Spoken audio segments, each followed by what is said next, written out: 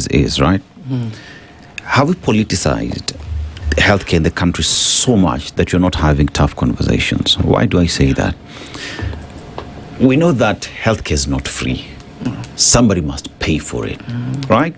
And in a system that the government has seen, it's an insurance where it's a portal where everybody needs to get in.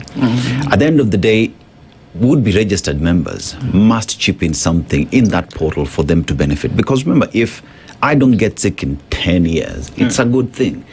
But we've not told Mwananchi that the money that you're contributing is helping another Kenyan in Mombasa access these services.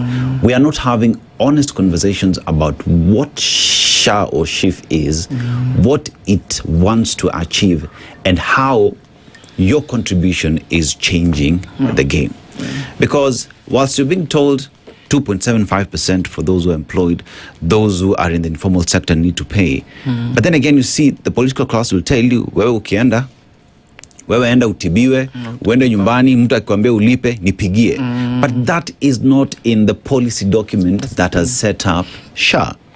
We are not having honest conversations because, case in point, I am Manuel. I can't go to a private insurance and say, unitibu kitumia that policy of that guy, because they'll tell you, you're not our member, you've not paid, you can't access services. Are we just playing politics with SHA that we're not dealing with the fundamental issues that do exist? And I think at the heart of what is problematic here is what you're pointing out, that we are trying to politicize something that is very straightforward maths. It's what you can't fake around numbers. So the political class is looking for a very simple narrative that, oh, since Ndu came into power, nowadays we go to hospital and we get treated for free. Yeah. Which is possible. But then now you have to come back and have an honest conversation with yourself and say, okay, how will we make it free? Yes. Now, what is currently happening is you're squeezing the middle. Number one, as much as someone went to hospital and got treated and went home, if you don't pay that hospital, the Mwananchi and the hospital owner has two very different experiences about SHA.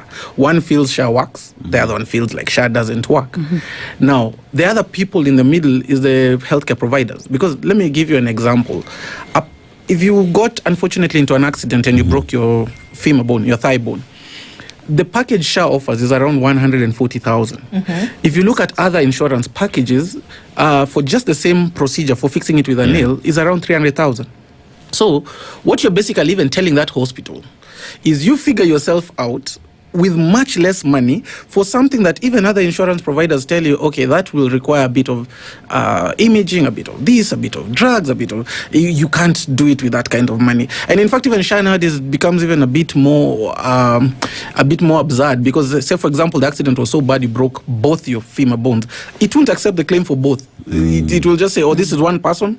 You can't make, this is a double claim. So they actually reject that claim. So what happens on the ground is you treat one, you leave the other. And then now, after some time, you treat the other. So you see, what you're trying to do, playing around with the psychology of someone getting free treatment somewhere, is you're trying to squeeze it out of the middle. Like the people in the middle are the people getting the hurt the most. The owners of the hospitals, the healthcare providers. Because remember, as a doctor, if I do that procedure on the broken thigh, and you claim it from SHA, I won't get paid until SHA pays the hospital. So if SHA doesn't pay the hospital, you're also not paying the doctor.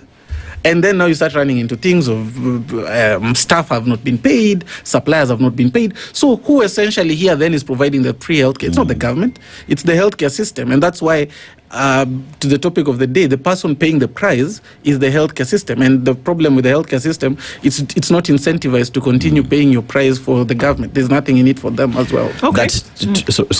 That today, if the problems that do exist within SHA and the debt that exists today, if that is not sorted out, even with the new system, the problems still exist, meaning we've not really dealt with the root cause of the problem. Exactly. In fact, what we're trying to do by changing systems is almost like saying, I don't have enough money to pay everyone in this room, but stop using M-Pesa now. Please go open Airtel Money.